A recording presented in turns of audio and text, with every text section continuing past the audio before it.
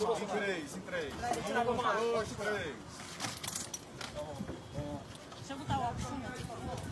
Alto estava saturando 97% em ambiente e a frequência cardíaca de 61. Ele já é bradicardio porque ele é atleta, possivelmente fisiológico mesmo. Chegou bem hipertenso, mas fez possivelmente gelador. E aí ele fez morfina, que chegou a fazer intestinal, fez só 3 ml. 3 ml, né?